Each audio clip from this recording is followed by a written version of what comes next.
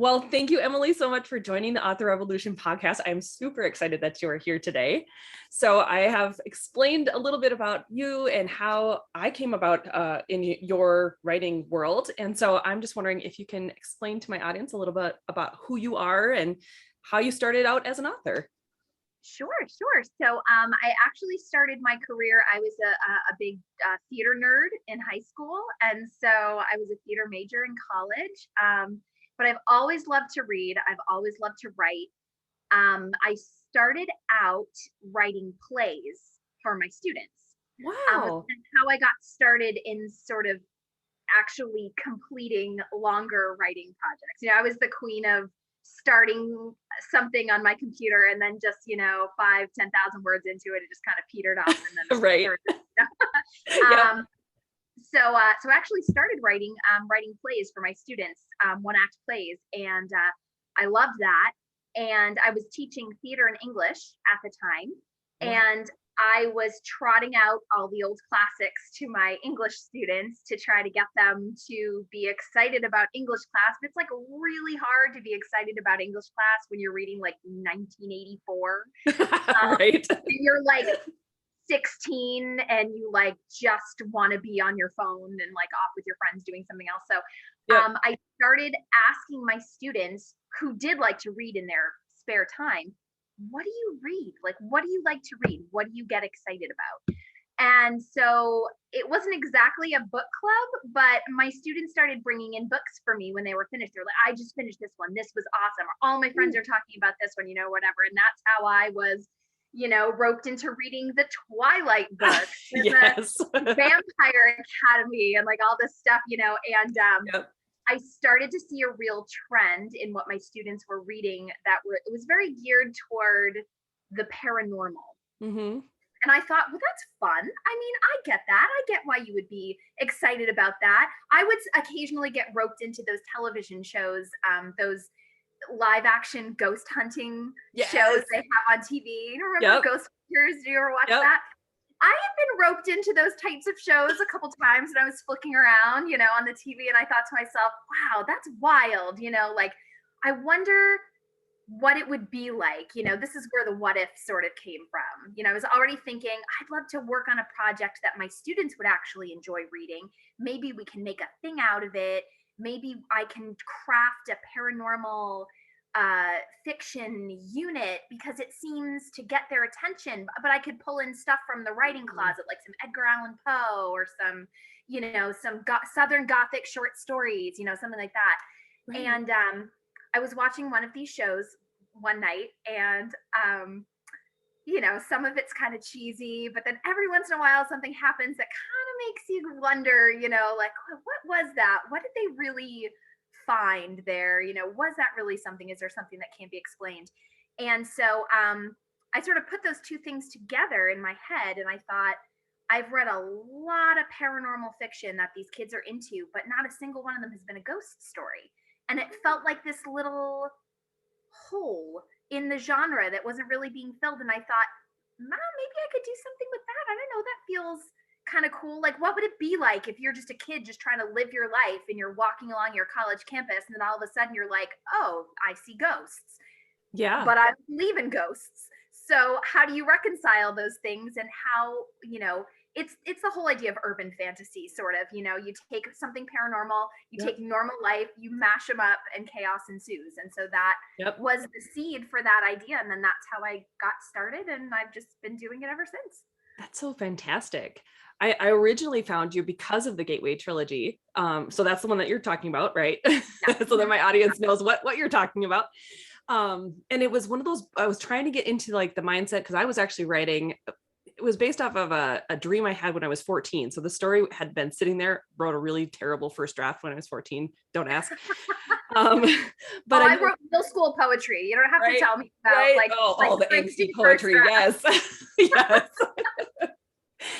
Oh man, but I was trying to get into the mindset, and I kept seeing your ads on Facebook, and I want to talk about that a little bit later, but seriously, it was like, they were everywhere. And I was like, I have got to read this, because they were standing out to me. And I don't know, I'm kind of one of those people that I do actually love the paranormal. I love the concept of it. And so when that sort of thing happens, it's like, is that the universe pointing me towards what I need to read? Yes, it is. So that's what I did. And I fell in love with it. It's such a great story. So it's interesting to hear how you actually developed that process. Once you started with the first book, like, did you know it was going to be a trilogy as you started that process? Yes, I originally planned it as a trilogy. I'm not a super detailed outliner, but I do give myself a once upon a time and this happens and that happens and this happens the end. I like to give myself lots of leeway along the way to make Yes. discoveries, but I knew that it was a longer story than just one book. I knew that the story was loosely planned over three. Um, and what I didn't expect was that that would then extend Spin-off. into like a spin-off series. That was not Yep. planned at all. I knew right where you were going with that. Yeah. Yeah, but yeah, that was it was always three books in my brain. That was the original arc of the story. And the original plan had just been to write those three books. Just to say that I wrote them, I did it. I put it on the page. I got it, I put it out there. It's on my bookshelf. And it was really my husband who was the person who he's the logical guy. He's the business guy. He's the, every flighty imaginative author brain needs like a grounded Yes.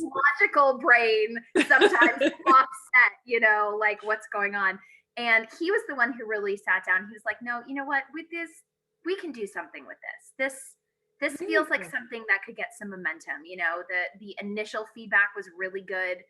And he said, I think we need to treat this like a small business. I think we need to invest in it. And I think we need to see where it can take us. And now it's both of our full-time jobs. So Right? How amazing is that? crazy. It's crazy. It's Oh, that is so cool. So you originally didn't think, hey, I want to be an author full time or anything like that? It was just, I mean, I thought of it in the same way that you think like, I'm going to be on Broadway, like it's right. like, it's a pipe dream. It's totally crazy, and when I set out to write it, I was writing just for the joy of writing it. I was going to share it with my students and, maybe I could do something with it. I wound up meeting and befriending a local author. His name is Norm Gautreaux.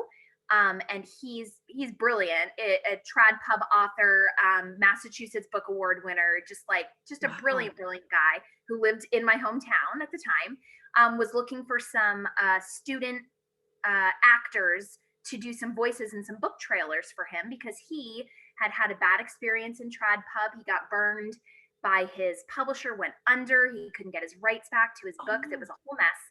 And so he had turned to self-publishing. Or indie publishing, as we like to call it. Yep. And so I sort of got into it through him. He was saying, look, if you want to put your books out there, even if all you want to do is put them on your own shelf, there's a way to do that. You can do that. And he walked me. He was so generous and so kind. He did not, I mean, all I did was lend him like a couple of my drama kits for like an hour. And he like helped me. He designed the original cover for Spirit Legacy for me. He formatted my original interior, like all just because he was so excited to take somebody else through the process because he found it so liberating. I did do initially the querying of the agents and the rejection and it was a very long, frustrating, fruitless process as it usually is basically for most everybody. Yep. It's a long, hard slog until you find that right match with an agent, if you ever do. Yeah. And so I thought, well, you know what? In the meantime, maybe this is a good route to take. This was really, this was 2013, I think. So really, indie publishing was kind of just really taking off. Yep. And so my husband saw the potential. I thought, you know what, maybe we just get it out there. Maybe I can get some readers. Maybe I can build a little bit of like a grassroots readership. And then maybe in a year or two, I can turn around with my next project and submit it. I was really looking at it as like a means to an end at first, put Sure. this first project out there, get some readers, get some, I can say, look, I've sold a lot of books, or I've got a lot of readers ready for my next project. Like, this isn't a total gamble. You could take a chance on me and this could potentially be good. Yeah. Because that's really what they're doing with debut authors. I mean, they're really rolling the dice. You just don't know, if you don't have a following already. So that's how it started. And once you get going like that, and it actually snowballs, and you have a readership, and you have people pre-ordering your books, and you realize, oh my gosh, I can do any project I want. I can do it on my own timeline. I'm not answering to anybody. No mean editor is going to tell me I have to cut my favorite scene. I'm mean to myself. I try to be mean to myself sometimes. Be like, no, Emily, you like that line too much, which means it has to go. Try to like be a little rough on myself, But when it comes down to it, once you get into a groove, you find the freedom of it. It's intoxicating. It's great. It's wonderful. And I've heard enough horror stories. Honestly, there are horror stories on both sides of the board. True. There are very wrong ways to do it in the indie world and very wrong ways to do it in the trad pub world. But I just find that I've figured things out to the point where if I were ever to make the shift into trad pub, it would have to be a sweetheart of a deal, because once you get into a groove with indie publishing, man, it's pretty awesome. It is super awesome. It's one of the most, like you said, liberating experiences, especially knowing that, like, if you have an idea that isn't quite to market just yet, like if you have an idea that is maybe ahead of its time, like a ghost story, paranormal. I mean, if traditional is not looking for that right now, it doesn't matter what publishing house you're trying to sell it to, they're just not going to buy it right now. And being able to put it out there in a way that's already out there, it's gaining readership. And then when it does open in the marketplace, you're already like, hey, here's this thing that's already written, guys. Right. You're ahead of that game. First. Yeah. Exactly.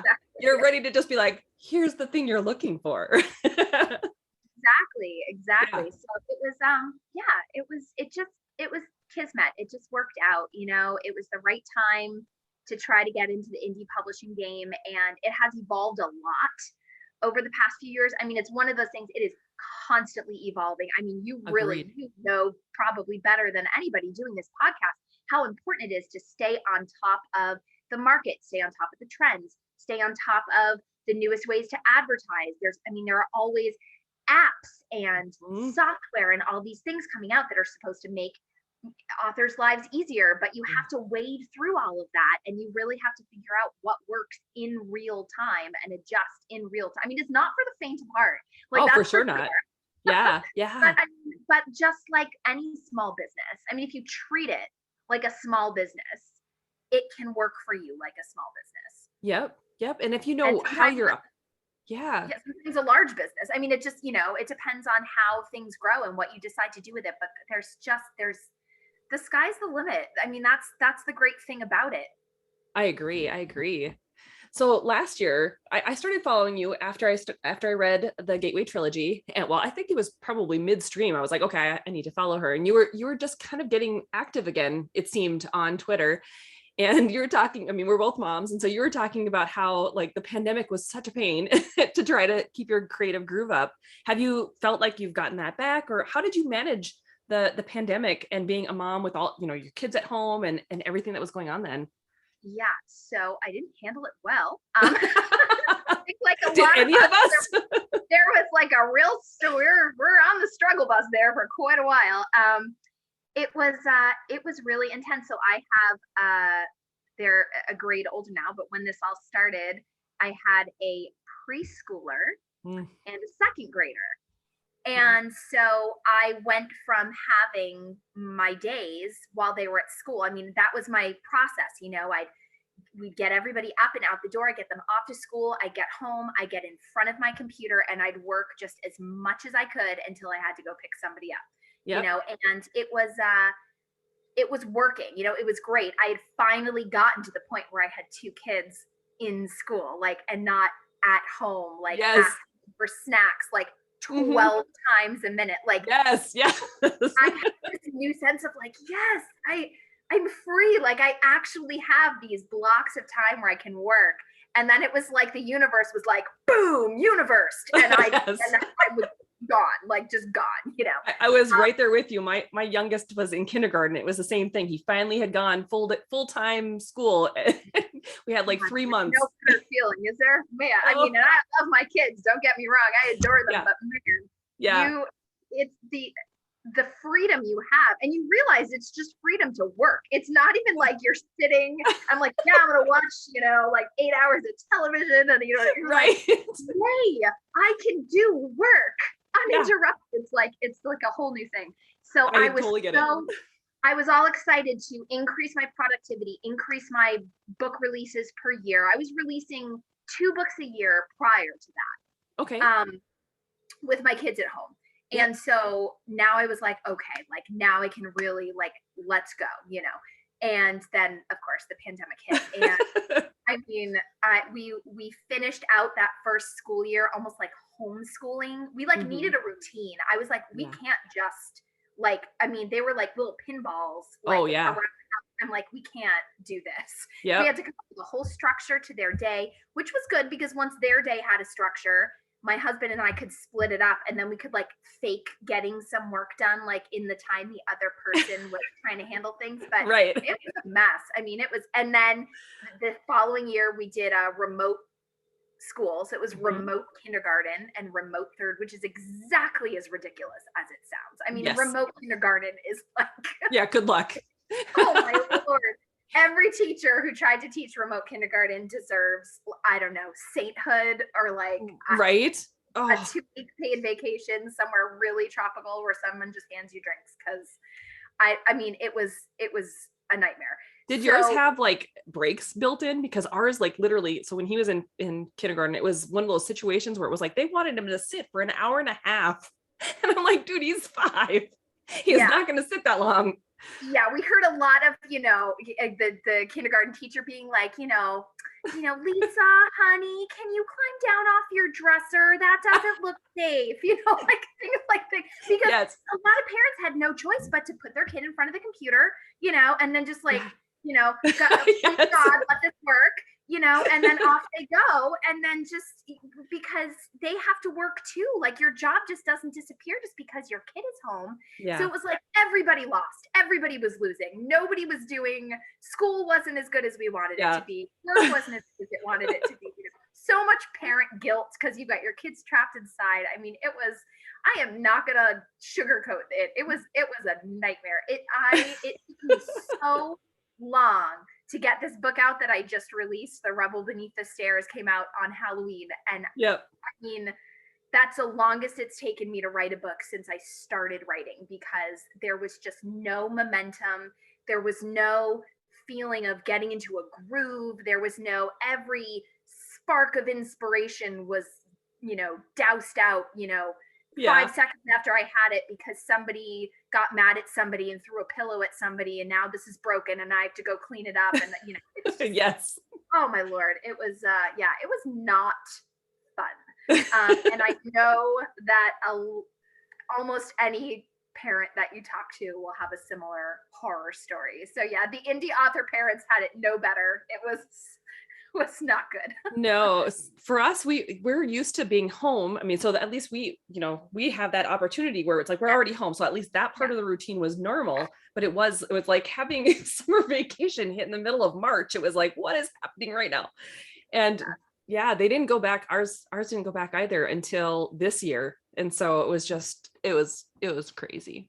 It was not fun. And we had like the teenagers and the young ones. And of course the teenagers are like, good luck trying, like they're as bad as the kindergartners. They don't want to be on any calls or anything. Yes. Yeah. And they're smart enough to know how to get out of them too, which is the other problem. Like they've got all the tricks. Yeah. They're like, oh, I totally turned it on and then walked away and just did my own thing. What are you doing? No. It was crazy.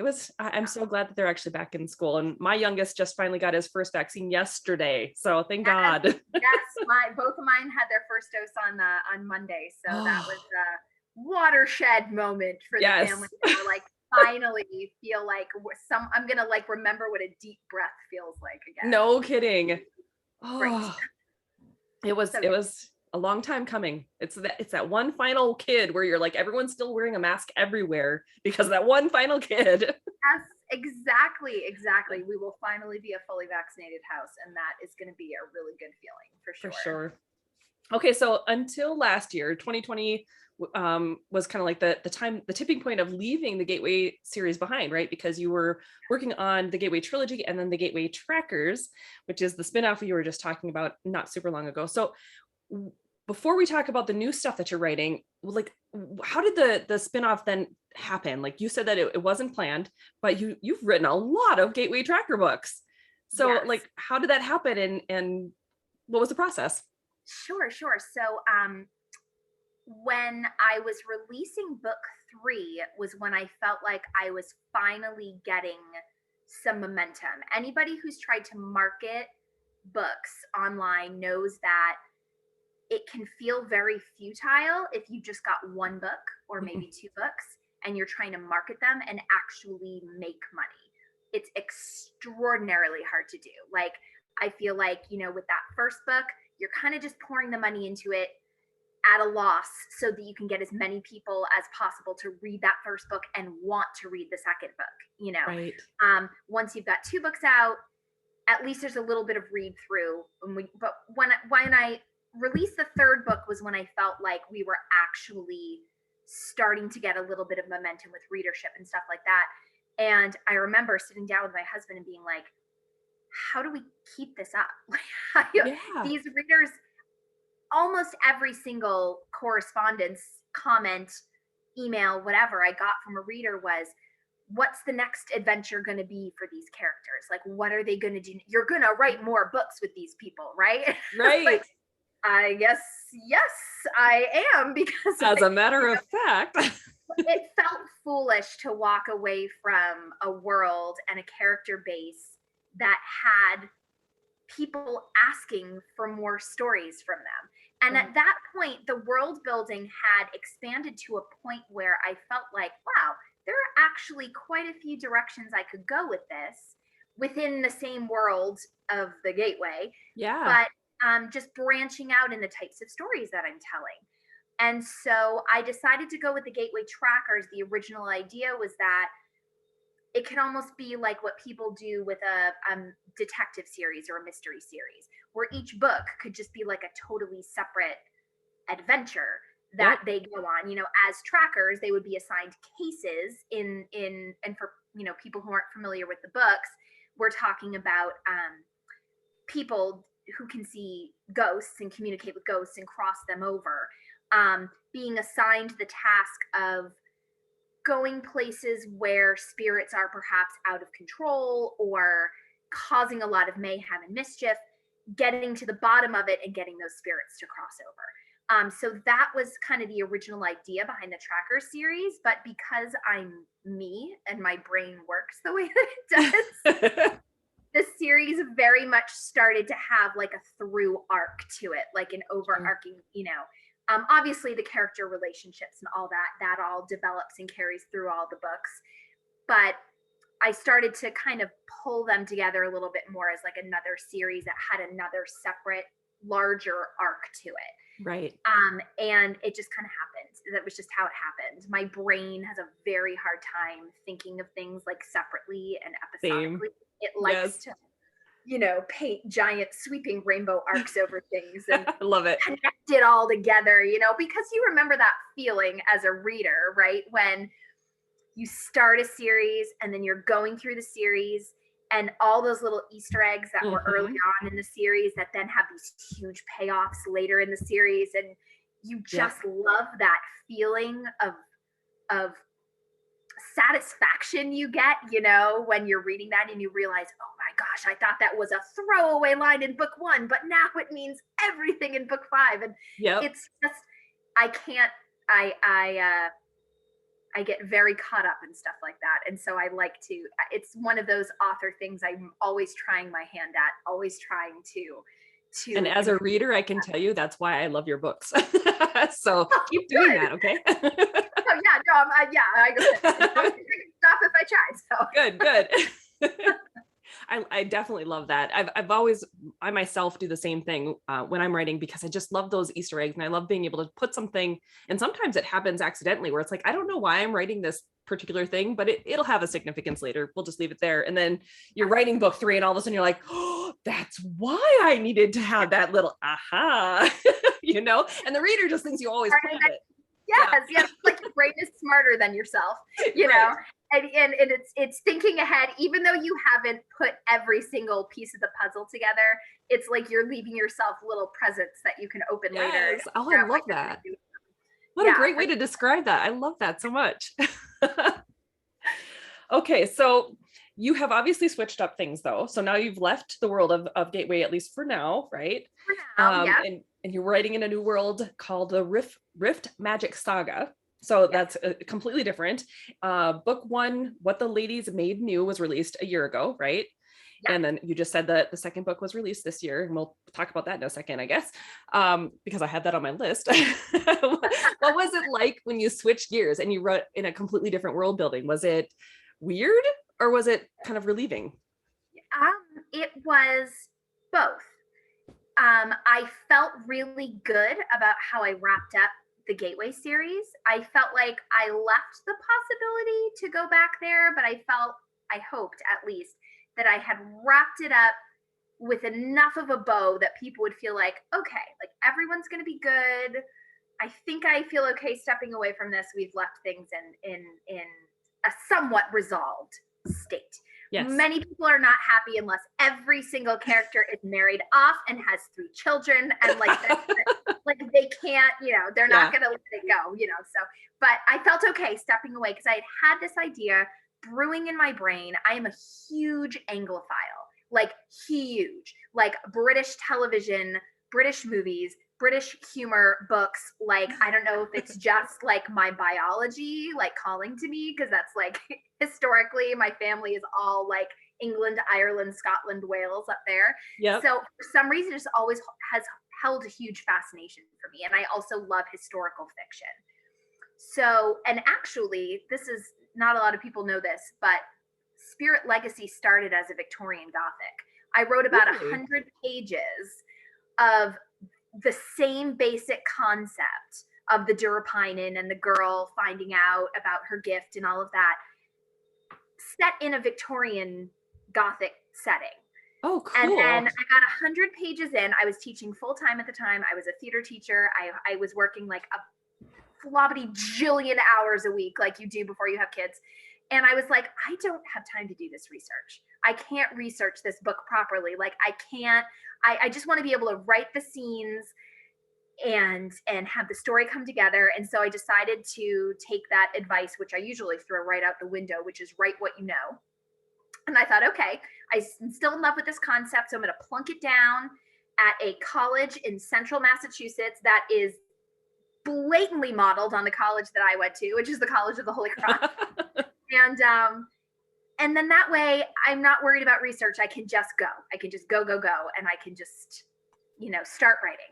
And so I did. I scrapped that 100 pages and I started again. Oh. And I know. And it was not easy to do. Right. Because, I love everything about that time period. But I told myself, I was like, I will come back to this. I will come back to it. And in fact, it was one of the reasons why I loved writing Plague of the Shattered, because it was the first time I got to go back and forth between time periods a little bit, because I had these journal entries that I was putting in from a spirit from the past that lived during that time and was a Durapinin during that time. So in a way, it was like my love letter to that first draft that I had. I'm like, I'm going to bring that back in here just a little bit, just like to play with it, make me feel a little better that I had to scrap those 100 pages. So I started doing all of that with the new series, and it was moving to Riftmagic was exciting, but it was also really scary because it felt like that blank slate, where I didn't have characters that I already knew to fall back on. Like, it was very easy when I got stuck. I was like, I'm just going to write another conversation with Milo in it, because now I know exactly what's happening. He'll get me there. He's so funny. I love him. So I'm like, but now it was like, okay, like from scratch. And that is simultaneously like thrilling and terrifying. Yeah. Because you doubt yourself. That's where the imposter syndrome really kicks in, when you start with a whole new project, and then you're like, oh, as it turns out, 11 years later, I cannot write. I do not know how to write a book. I've forgotten how it all left my brain. And now they're gone, and I don't know what a book is. I don't know what words are anymore, or how to put them together. So that was all very interesting. I mean, I switched up everything. The new series is multiple POV. It's third person multiple POV. I wrote the whole Gateway. All the Gateway books are first person, one point of view. That's it. Yep. And so apparently I just decided I was like really going to torture myself. Like, yes. Everything up. But you also, how it is. The idea for the book pops into your brain, and or at least you think what narrative style is going to serve that story best. Yes. And it's not always the easiest narrative style, but sometimes you just have to roll with it, because that's what the story needs and what the story deserves. Yeah. And so this new series, like I said, I'm a huge Anglophile, way into the British stuff. I was a massive Downton Abbey fan, and I loved the intrigue. I loved the class issues that arose, the upstairs, downstairs. It was like two different worlds in one house. And one day in my brain, I thought, what would that be like? Except there was magic involved. Like Downton Abbey meets Harry Potter. Yeah. But like in Gilead, like splash a Handmaid's Tale thrown in there. You know what I mean? 'Cause there's this element of magic being suppressed. People are afraid of it. People with magic being forced into certain roles in society, never being able to rise above that. Because of this fear people have of the unexplained. And so all those things wrapped up together in my brain. And I had that idea from the time I finished the Gateway Trilogy. Wow. So I wrote all of the Trackers books with this other idea, like percolating in the back of my brain, thinking to myself, I can't wait to get to this. I can't wait to get to this. I can't wait to get to this. And then I finally got to it, and it was like, oh God, what do I do now? I have to start in the pandemic. Oh, yes, exactly. In a pandemic, like just as my work time and my inspiration and my mental health come to a screeching halt. Right. I'm like launched into this. I don't know why I do this. Why do we do this to ourselves? I don't know. I have no idea. But like my brain refused. Like I'm like, this is the project. This is the one. Yeah. I'm like, I just have to power through. And you do. It took longer. It was not a pretty process. It took more drafting. It took more scrapping. It took more of everything.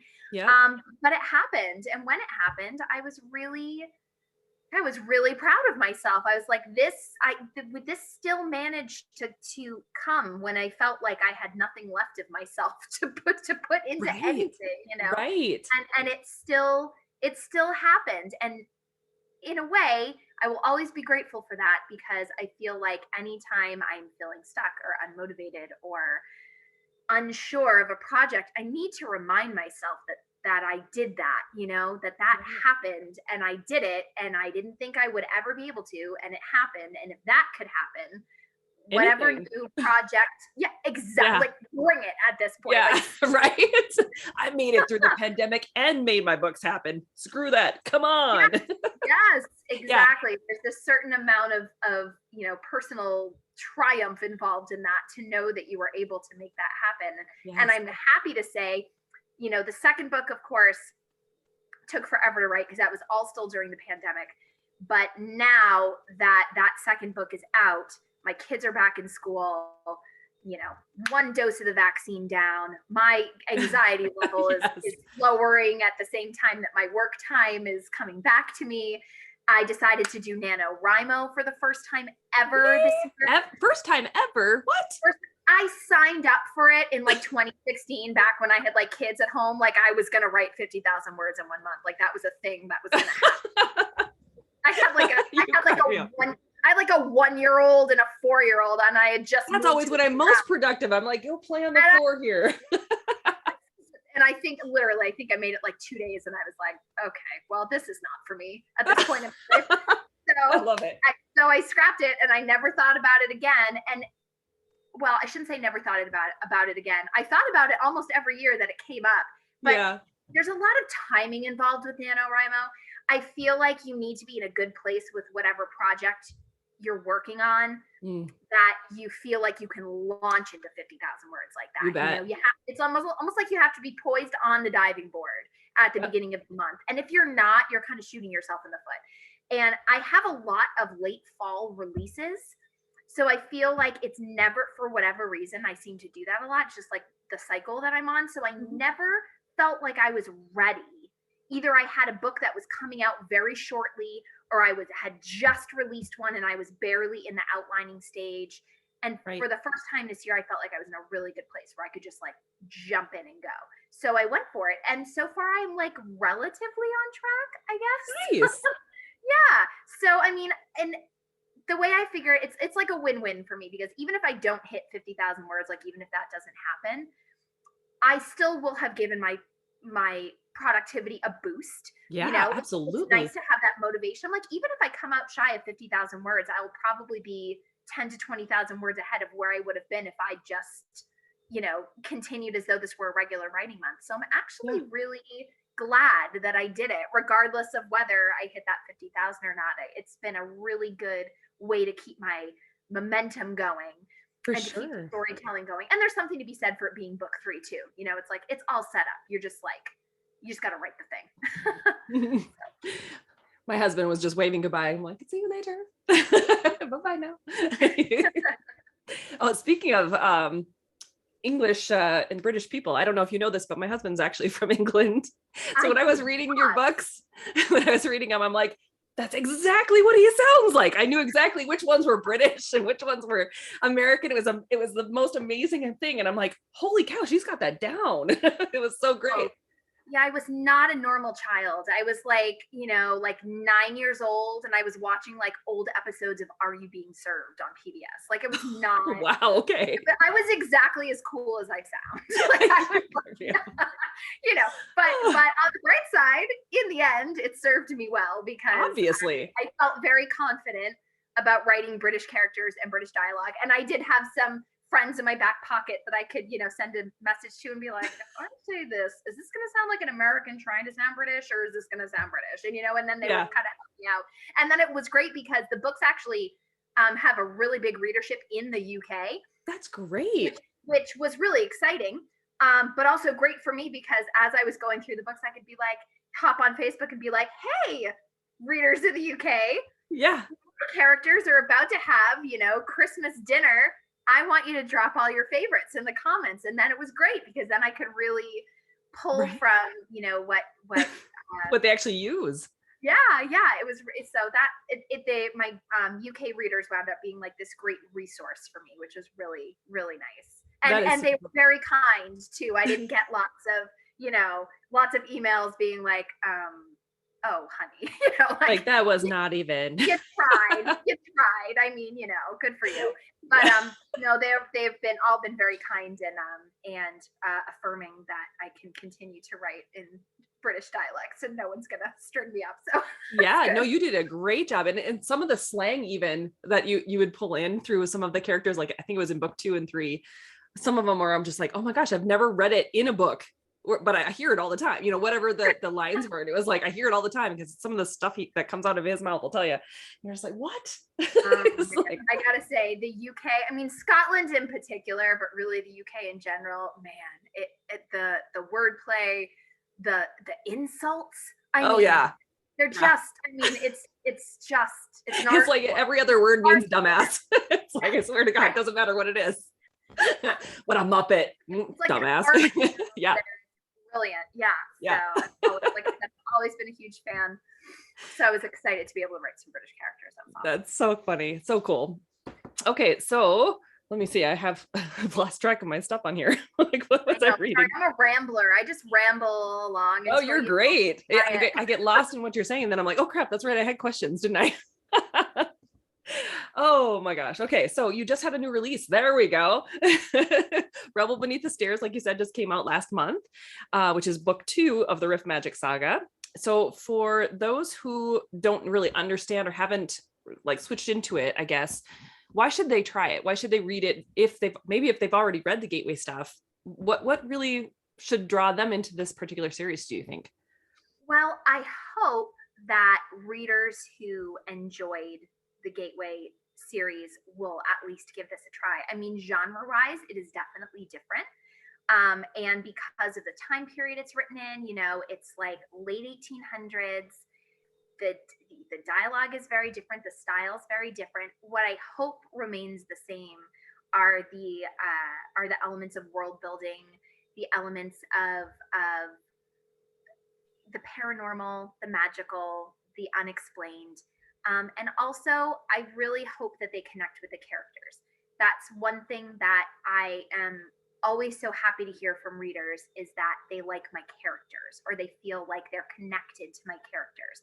I come from a theater background. When I write characters as though I'm going to dive into them as an actor. I am so committed to their backstories, to their personalities, to their quirks, to their all of those things that make them more like real people. I think that has hopefully come through in my books, that people are able to connect to those characters. And I think that even though I'm kind of switching genres here a bit, I do think that still comes through.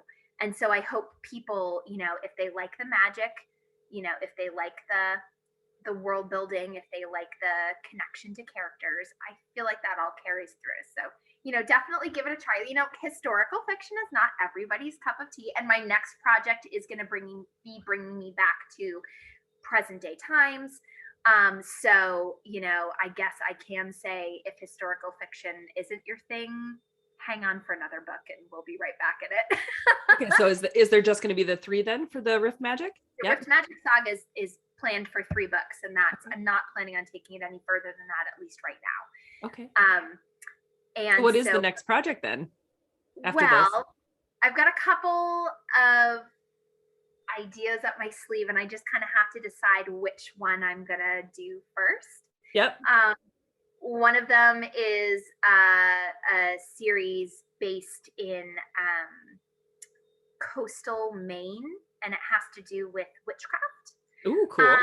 And the other potential route I can take is kind of weave my way back into the world of the Gateway and kind of see if I can get myself back into that world a little bit. So I don't know which project's going to come first. It's just going to kind of depend, like which one overtakes in my brain as far as,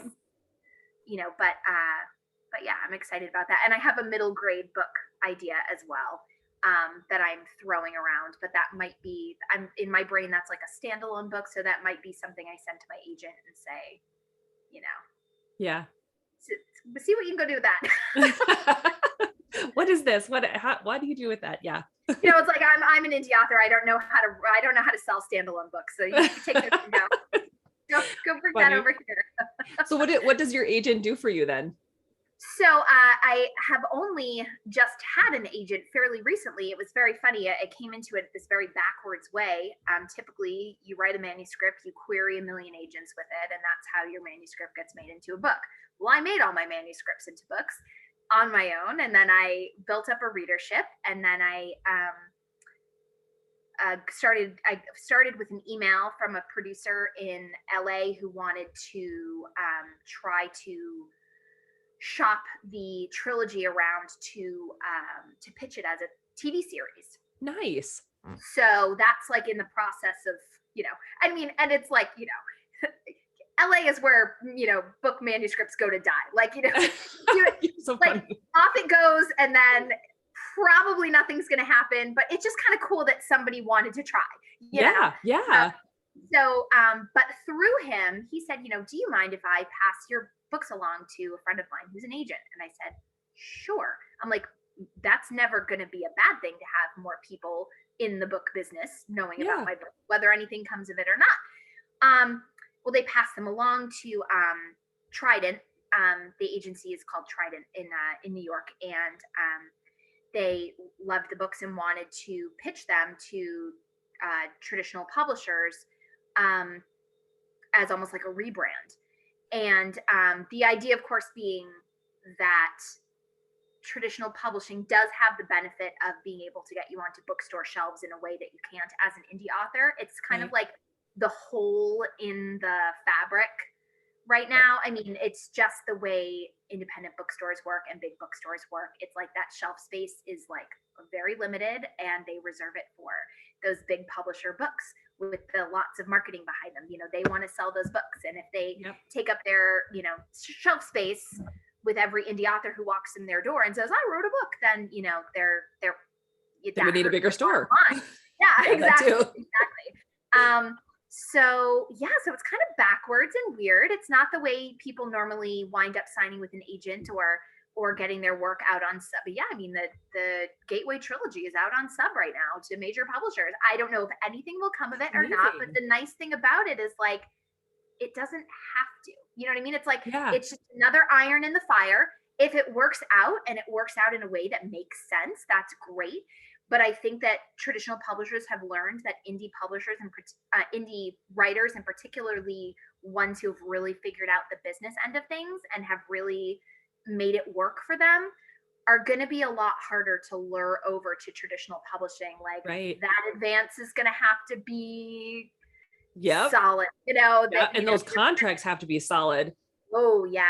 Really, I mean, indie authors, I think we have the advantage of really understanding the nitty gritty of the business end of it and the numbers end of it. You know, you have to, like, that's the only way you can make it work for you. And unfortunately for them, but fortunately for us, you know, that means we understand a lot more about what advance is going to be worth our time. We're going to know how to ask the right questions. How are you going to be marketing this? You have to show me you're going to do things for these books that I can't do for myself. Right. You know? And I've sold, like, you know, we've sold hundreds of thousands of books. So it's like, you know, what can you do for me that I can't do for myself?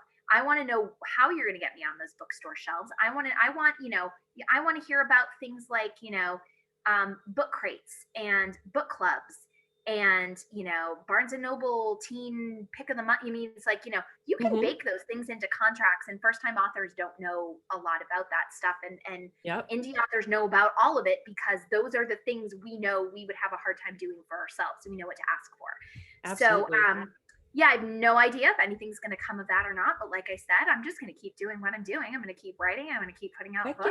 And, you know, anything like that is just, you know, icing on the cake as far as I'm concerned. That is super amazing. I actually missed that. So I don't know if you've put the news out on Twitter or anything yet, and I just happened to miss it or what, but that's amazing. Congratulations. Thank you. Yeah, thanks. It's exciting.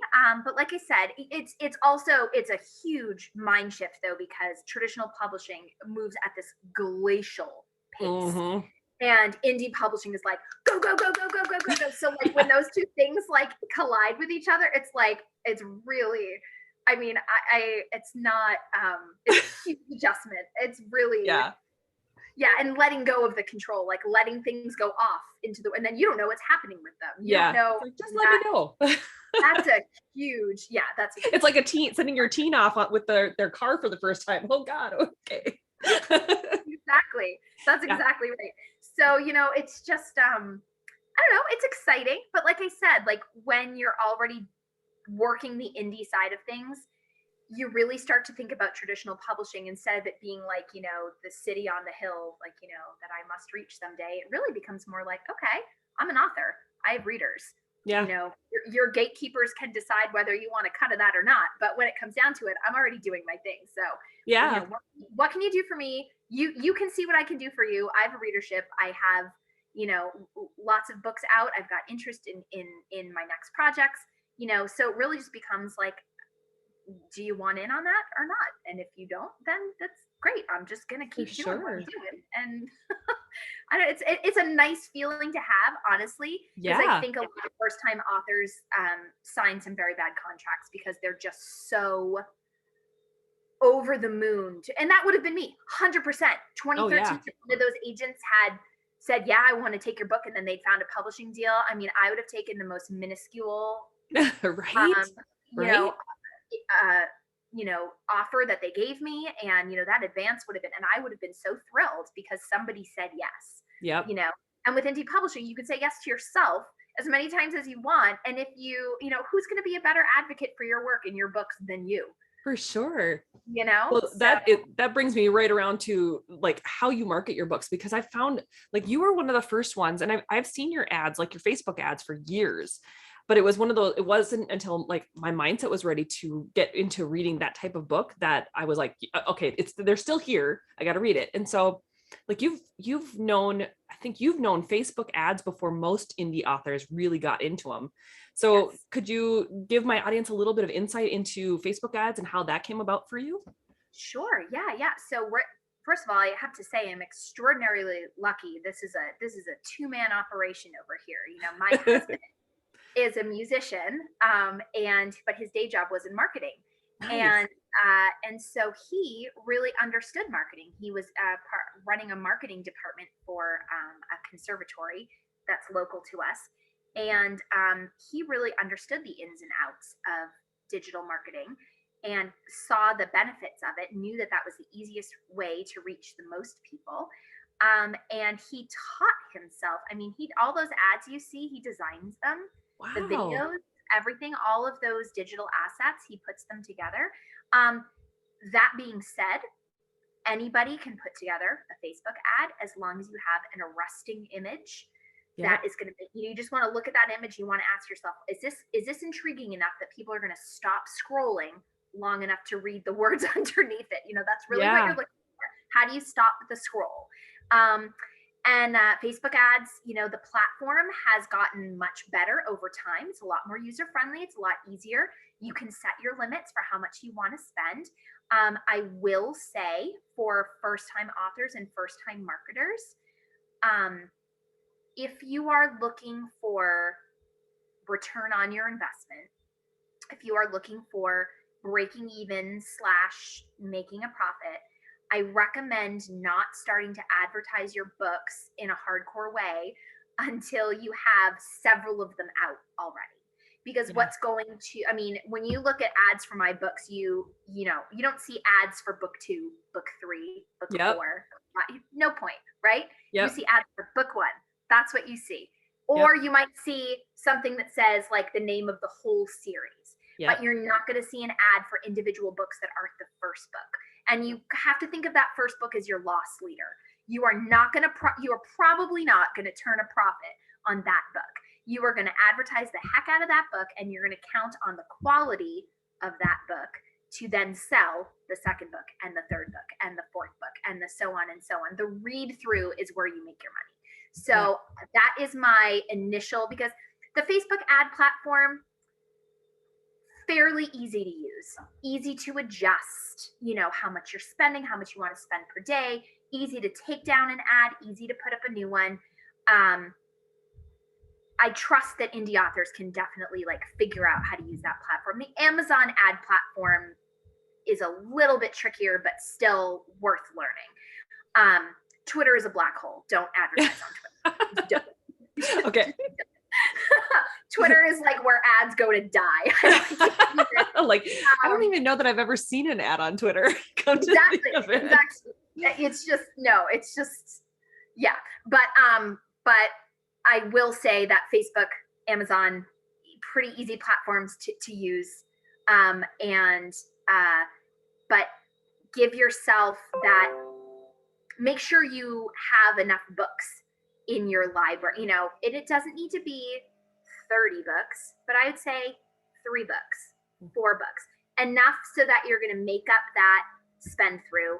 Set your first book at a lower price point to entice people in. You don't have to give it away. I think sometimes the danger with giving your book away, I've never given away that book for free, except on maybe a one-day special whatever. I have found that assigning a value to your book, will it stop some people from clicking on it? Sure. But the thing is, people who download and click 3 free books have no incentive to then read those books. They were free. They can sit on their Kindle forever. They could download 30 free books in a day and then never, I mean, do you know how many books I have in my Kindle that I haven't read? And I paid for like almost all, I mean, pretty much all of them, Yeah. you know, Yeah. because, you know, once they're in there and they get all shuffled together and you didn't pay for it anyway. So there's no feeling of like, oh, I just spent money on this, I should read it. So even if it's 99 cents, even if it's $1.99, assign a certain amount of value to that first book. Make them see that it's something that is worth, you know, and then that way, if they click on it and they actually buy it, you are going to have a better chance of that read through going through the rest of your series. And of course, the other thing is that it just comes down to, don't put your books out there till they're ready, till you're ready, because you do have to count on that first book has to be polished, has to be your best work, because that's your launch pad into the rest of your series. And if you keep advertising that first book and it's not the best you can make it, then you're not going to get the read through you need to make spending all that ad money worth it. Absolutely. That's a really great tip. I don't think that we've talked about that one before, about having that launch pad really be, I mean, we've probably talked about it in passing and other things, but not on the podcast. So that's a really great tip. So I assume that you said you do Amazon ads as well. Do you do BookBub ads at all? We do BookBub. Yeah, we do. We do Instagram.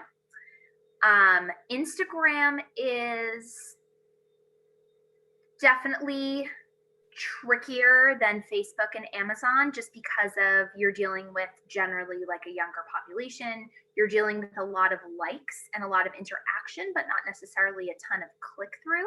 Right. But you know what? It is a good way to raise brand awareness. If they get hit with your ad a few times, you know, you can retarget people who interact with your ad.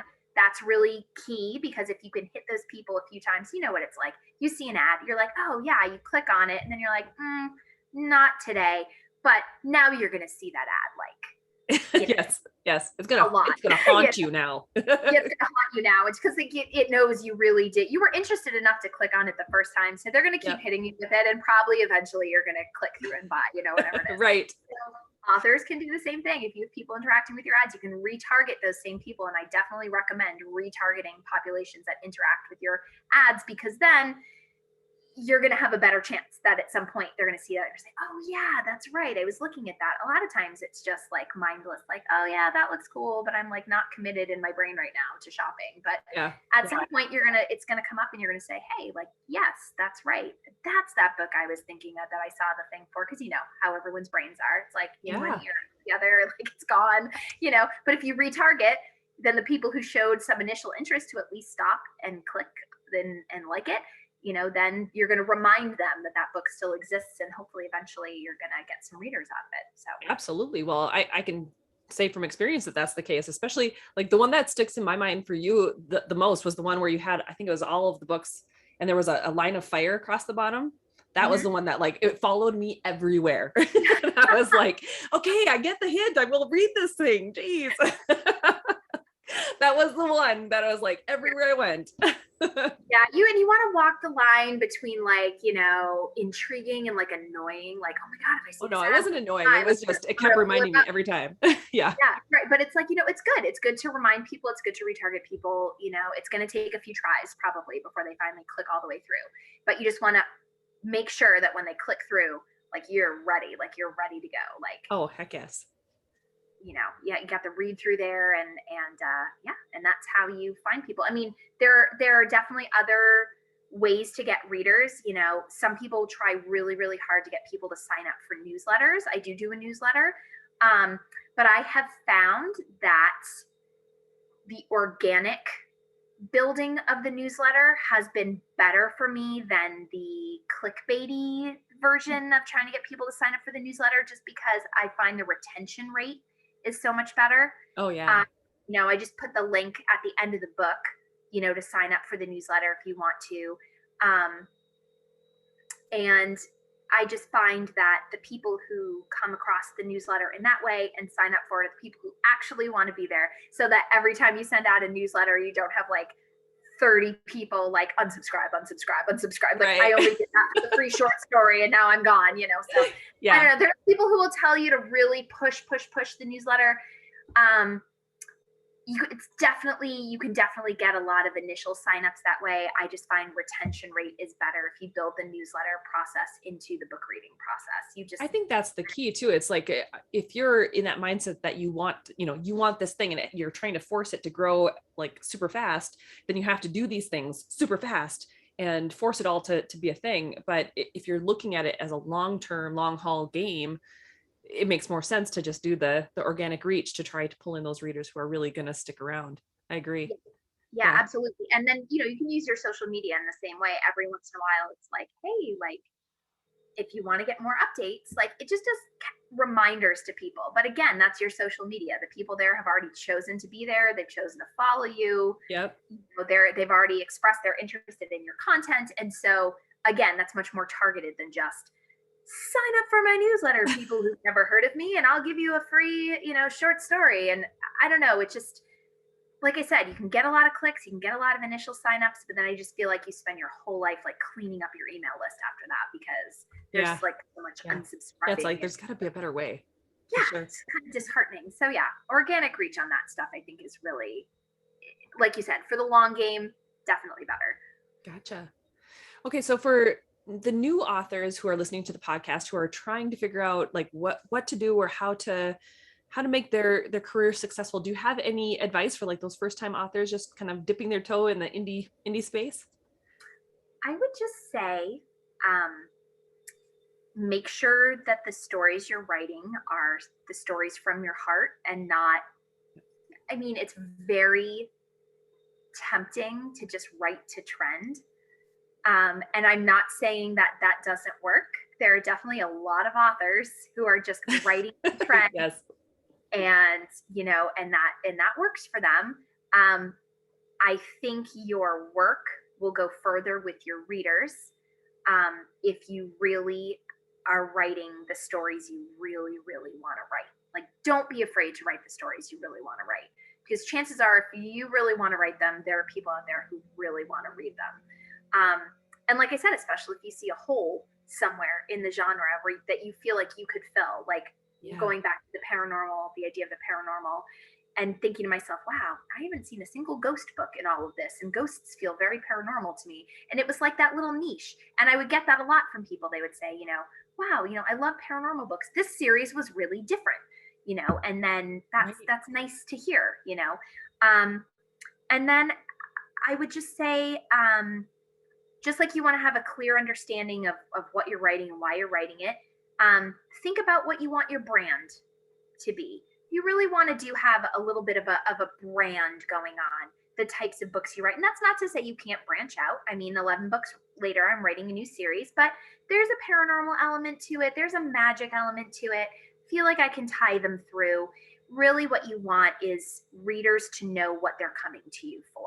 When I read one of this author's books, what am I going to get? Like, this is what I get. This is the vibe, has to be more than vibes, but you get the idea. Your website, your social media page, you want to think about tying everything together with familiar images, so that your readers get a sense of, just from clicking on your website, there should be an aesthetic.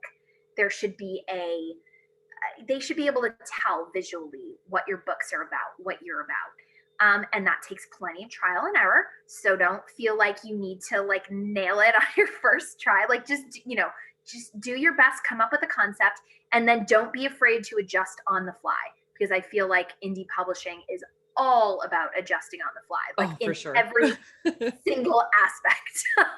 It's like parenting. Oh my God. Yes. Wow. You didn't know that trick yesterday, and now you do. And now I have to figure out how to get you to not do that. Right. But I mean, it's very similar. Like, it's all about improvising. It's all about adjusting on the fly. But just try to stay true to the types of stories you're trying to write. Remember your why. Why are you a writer? Why are you writing this story? Why do you want people to read it? And if that can just stay at the heart of what you're doing, you're never going to be too far off the mark. I agree. That's a philosophy I've had as well for a very long time. I think I wrote a blog post in like probably 2015 called Fuck Being Relevant, because everyone was talking about being relevant. And I'm like, I don't care. I got to write the thing that I want to write. Well, what's funny about that is when I was querying originally a piece of paranormal YA at the height of Twilight madness, there's something to be said for rising above the noise. Yeah. You know, I heard a lot of, sorry, our list is really flooded with this kind of thing right now. You know, it's like, oh yeah, sorry, we're getting nothing but paranormal, you know, like, it's like, you know, it's like, you know, but I knew there was a little hole in that market there, like a little space that I could fill. And, you know, I think that's true for anybody who's writing, you know, from a minority point of view, from an LGBTQ point of view. You know, you look for representation. There are people who don't see themselves in books enough, and then they want to write those stories so kids like them can see themselves. You know, I didn't feel that way about ghosts necessarily, but you know, it's not the same kind of thing. But you know, you write a story, and you know why you want to write it, and you feel like putting it out there will help somebody else connect to a bigger idea. You know, a lot of the Gateway books has to do with loss, coping with loss, coping with, you know, found family, you know, right. when your family is not what you need it to be, finding the people around you to kind of make that family for yourself, you know, learning to trust people, learning to allow yourself to love people. Like, you know, there are a lot of themes there that I felt like were really important. And when I was writing them, I was glad that they were going out into the universe, and I hoped that somebody would connect with them. And that's all you can hope. That's all you can. It's like, that's what it's all about. I mean, God, like writing books, like reaching out across pages to people, like, you know, it builds so much empathy. It builds so much understanding between people who have disparate point of views. Like, we're not going to find better weapons to combat what's going on in the world and in culture today than what you're going to find between the pages of a book. I love it remains the best weapon sword we have, the best tool we have, for sure. Isn't it mightier than the sword? Is that why? That is true. I love it.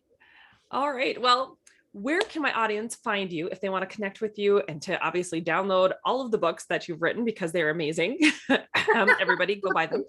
Thank you very much. So you can eeholmes.com. You can find all of my books there right on the book page. You've got links to ebook, paperback, audio. Every single one of my books that's out so far is available on audio, with the exception of The Rebel Beneath the Stairs, but that's in production now. And I am on Twitter at author E.E. Holmes. I'm on Facebook. You can find my Facebook page there. I'm on Instagram, also author E.E. Holmes. And I'm actually now on Cameo. So nice.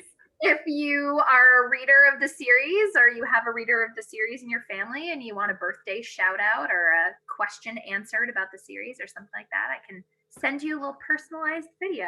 I love it. What got you into that one? What did you? It's cool. I've done cameos. I've gotten cameos for my kids from their favorite YouTubers, you know, and stuff. Oh, so cool. Made their whole day, and I was like, oh, and all the proceeds from the cameo videos go to the Trevor Project, which, if you've read the Gateway books and you're familiar with Milo, you will understand why that is a charity very close to my heart. So yeah, you can find me there, and you know, just all about. And if you see me in any of those places, you need to tell me to get my butt off of the internet and back to work.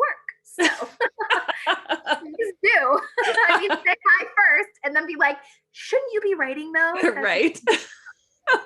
I'm totally going to be doing that from now on. And then you can send it back to me. Carissa, every time you see me, you're like, you're not supposed to be here. Right. And then you can send the other one and be like, you're not either. Well, what are you doing here, Carissa? I don't know. What are you doing here? I'm right. Like, nothing. Damn it. Nothing. Not avoiding my work. Definitely not procrastinating. Not me. No, never. Oh God. She knows. No, all of our writer brains work exactly the same way. They Squirrel, do. No, it's like we're just right. Squirrel, dog. Is it snowing? I don't know if it's snowing. Should I rake? Yeah, I get all the. Yeah, if we could focus on one thing in a rational manner, we wouldn't be writers. So I agree. Let's embrace it. Let's embrace it. We gotta embrace our weird. It's all good. Yeah, absolutely. Well, thank you so much for joining us today. I really appreciate it, Emily. Oh, absolutely. Thank you so much for having me.